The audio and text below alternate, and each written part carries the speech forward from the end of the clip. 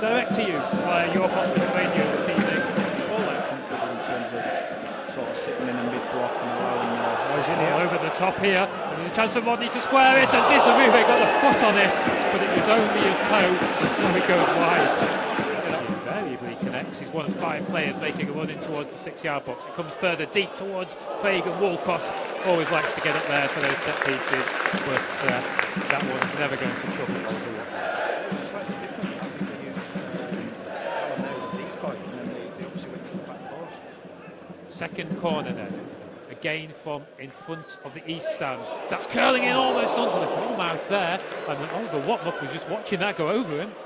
Yeah, very different setup that time. They all were flat across the 6-yard. Banks calling for it, but it's another left-footed cross. That's the edge of the penalty area. It's 2 beautiful balls from Brooks down here.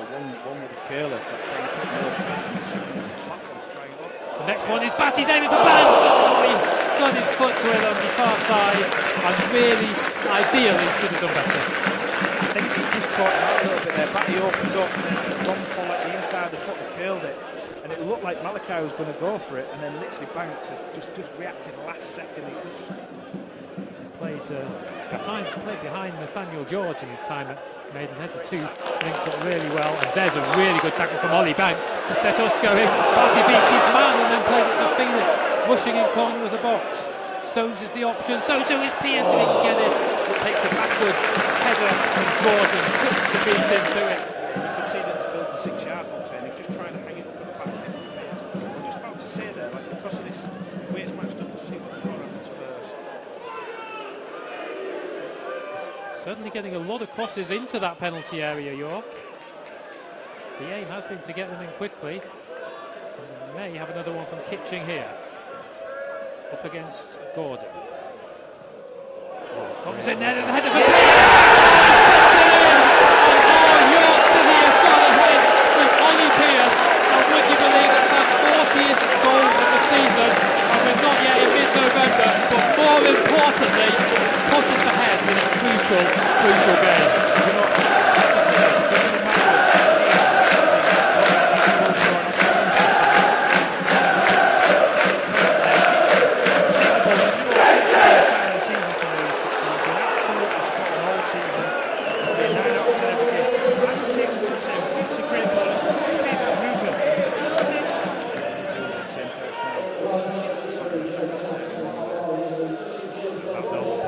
Being Bride and Rodney either side of Manny Disarube up front. Goal number 14. Oh, Disarube's played that one through, and then one-on-one there, and smashed into the net to Rob Harrison Mail. Rochdale have equalised. The Dale fans go absolutely wild in that stand to our left. Adebayo Rowling celebrates with his teammates. Rochdale are level.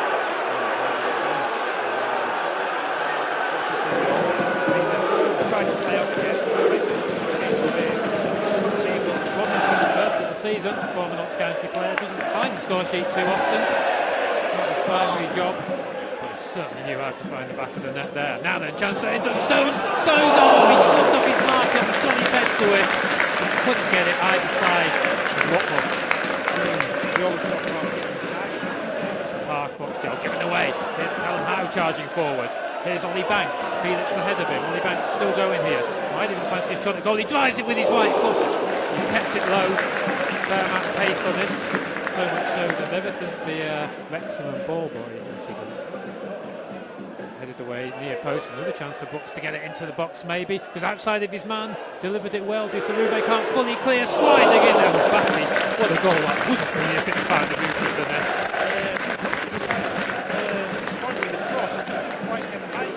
Batty's actually done well to even get there. Well, looked to us like he ran it out, but York City can come forward. Is there one last chance inside this first half? Pearce tries to combine with Ben Brooks. Rochdale on the back foot, but that being on the back foot is the very last action of this first half. And I think one way to sum it up is that we're going to have a very exciting second half. We're on tenterhooks here. Fascinating tussle in the first half, and it's two teams. I remind you again, this is such a huge game for both of them. York City do not want to lose pace at the top. We're already 6 points off the top. We, York City, believe that we are capable of taking that top spot. We believe we have the players, but to do that we have to get something here against Rochdale. As for Dale, they are currently second in the live table. If it stays this way, we go into the second half so evenly poised at 1-1. Who knows what's going to happen, but I have a feeling, Mikey, it's going to be an exciting second half. Yeah, it's just going to be interesting to see how they've both set up and who wants to go win it more. I think York need to really go and be aggressive and try to get the win more than probably Rochdale, because obviously they're in the front running at the moment. So yeah, it's going to be a really big second half. Here's a guy charging well down the middle. He's managed to charge and take it off. He backs one down. Stones has done amazing. Takes it away from another player. He scored an absolute scream. What a goal for Josh Stones. He made it all himself, and that was absolutely spectacular. Oh, absolutely brilliant from Stones.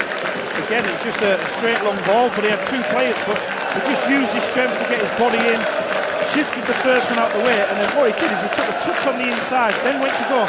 The keeper then committed himself, and then he just, nice and calm, just chipped it in. Really, really good. It's that little touch on the inside, which is brilliant. It's on the half volley, and then he does a little shimmy, then the keeper goes down, and he just sort of flies it past the goalkeeper. What is that? Josh Stones. Yeah, chuffed to bits for him, because you know he's come with a high expectation level. We all know. Oh, it's not Meg's his man. He's gone through. He makes like Dell. Go on, then. Oh, next one, man. Another. It could be another. That is absolutely unbelievable. This guy is insane. That is absolutely top draw. That is unbelievable. He just took the ball. It literally looked like he couldn't go anywhere. He just slipped it through his legs. But his focus getting straight in towards the box, and again he's not took the shot too early. He just shimmied, gone on the inside, and then he just showed his composure and scored. Absolutely brilliant. Look at that, the little touch through the legs. But now he's got across the defender, and again he's just stayed calm. Kitchen showing the marauding centre half that he is. Yeah, he's got that ability and that experience of playing left back and centre half. Centre third, I suppose I should say. Yeah, and that's what makes it really difficult to tie him down, and Malachi on the other side, because they've both got experience of playing centre back and full back. But that's the good balance of a solid back three, and you know, look at this one from Fagan Walcott. He's still going. Fagan Walcott tries to step over, gives it Pearce. Oh. It was on target. The rebound is in. Oh, it's wide side netting, and for a moment then saw the netball. Thought that Joe Felix had possibly made it for an excellent move, an insane one from Fagan Walcott. Yeah, nearly 4-1. I was just saying, it was rolling off my tongue, so I was on about Kitchen stepping in. But what a second half so far from York. Talk about coming out of the blocks with as much intent as possible. However, here's a good through ball, and indeed there's a chance one-on-one here. Well read by Harrison Mail, stopping the move there. It was played across by Conor McBride. All right. Again, I don't know if it's a tactical change, but Batty's playing slightly deeper in this half. I know he does tend to drop on the defensive line, but he's freeing up. Look where Malachi is. He's playing as a forward. So that's so hard to pick up if you're Rochdale. So who's picking him up? You see, again, he's made another running beyond. Look. And he's managed to get there. He chested down Fagan Walcott. Lays it with his right to Pearce. Yeah! Ollie Pearce gets the place to match Josh Stones in place. York City are absolutely on fire. Ollie Pearce gets his 15th of the season, his scored more than Erling Haaland now. City are absolutely rocking and rolling. 4-1.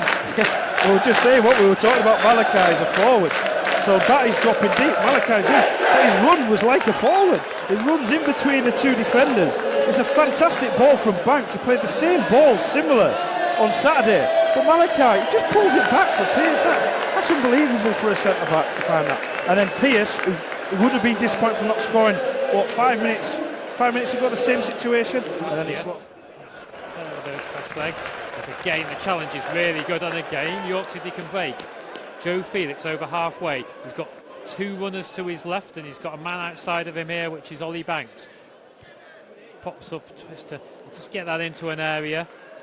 Cleared by Ebanks Landell. Pearce there challenging on the goalkeeper because he thought he could get there.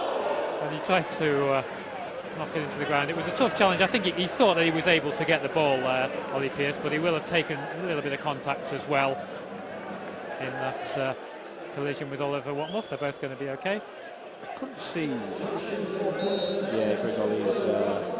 I've said it a few times now on the radio that only a few years ago he was the best midfielder in this league, and I could argue with anybody about why he was. Pearce. So it'll be good to see him get back up to speed. I was on the radio at Hartlepool away, and I thought he was absolutely outstanding. Games. It might be 12 and 11, but either way, it's a ridiculous stat.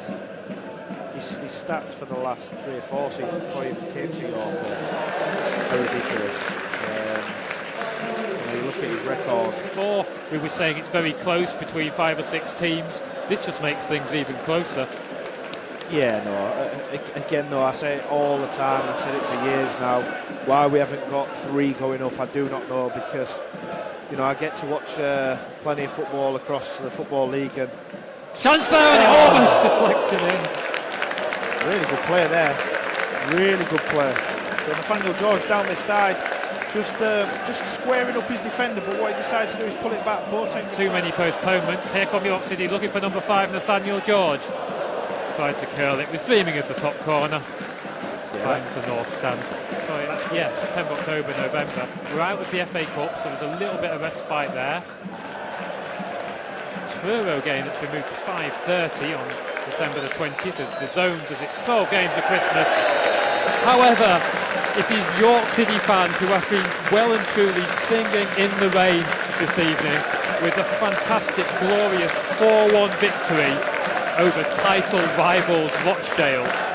This was always billed as a big game because these 2 teams, 2 of the favourites for the National League, but it was York City who ultimately showed their class.